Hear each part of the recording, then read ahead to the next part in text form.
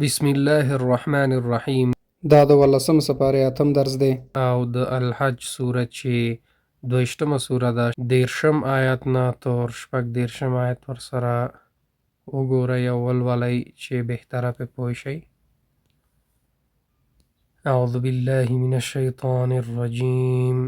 من الاوثان، لبطانو،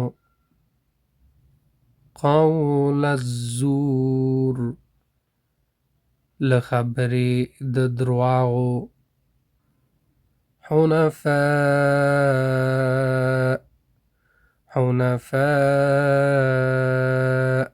غاړه ایښوونکي، تهوي وغورځوي، فی مکان سحیق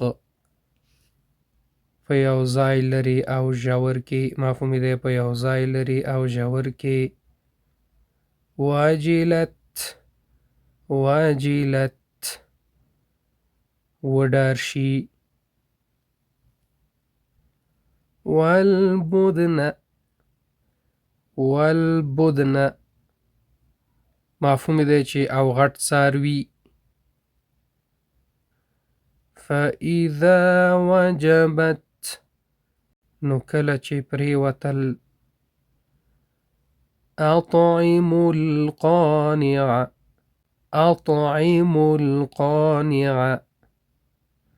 مفهوم دی وی خورئ تاسې په قانع مسکین. والمعتر مفهوم دی چې او سوال کوونکی مسکین. نو که غواړئ چې دا درسونه تاسو تعقیب کړئ په انټرنیټ کې او زده کړئ، نو طریقه یې تاسو ته ښیم چې څه رقم کولی شئ چې غونډ درسونه تاسو د اول نه اخره پورې تعقیب کړئ. د ټولو نه مخکې باید اول یوټیوب خلاص کړئ، که موبایلي، ټابلیټي یا کمپیوټري.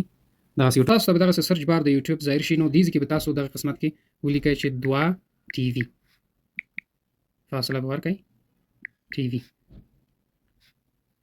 نو بیا به سرچ کړئ 2 ټي وي چې ولیکل سرچ نه بعد دغه تاسو ګورئ، زه به تاسو ته رقم دا به تاسو سلیکټ کړئ، دا به تاسو اوکې کړئ. صحیح ده. دا هم چې اوکې که 2 ټي وي چینل تاسو ته خلاص شو. نو مهمترین بخش چې دی دغه دی سبسکرایب. د سبسکرایب بټن له فشار ورکړئ چې سبسکرایب شي. دغه دی سبسکرایب. دا اوس سبسکرایب شو. بعد د دې نه چې دا سبسکرایب هم که، نو دا ډیر مهم ځکه دی سبسکرایب چې تاسو ته به همیشه د دې معلومات راځي. کومه ویډیو چې د درس باره کې راځي، نو تاسو ته حتما معلومات راځي چې نوې ویډیو راغلې، تاسو کولی شئ خپل درسونه تعقیب کړئ. نو دې نه بعد به موږ پلی لیست سلیکټ کړو. پلی لیست هم چې انتخاب کړئ کې غونډ درسونه دي. پلی لیستونو کې غونډې سپارې شته، مثلا 14مه سپاره شوه، 15مه شوه، 14مه شوه، هره سپاره مثلا اول پورې 4مه سپاره شوه، دا د اول جز اوله سپاره. نو په طور مثال مثلا 11مه سپاره به زه انتخاب کړم. اوس دې کې چې دي دا درسونه دي، مثلا هر درس چې تاسو په کاري، مثلا دویم درس دی، مثال دا دویم درس دی. اعوذ بالله من الشیطان الرجیم. دا د 11مه سپارې دویم درس دی او د سورۃ التوبه 9. نو دغه طریقه ده چې تاسو کولی شئ چې په اسانه طریقې سره دا درسونه پیدا کړئ او ادامه ورته ورکړئ.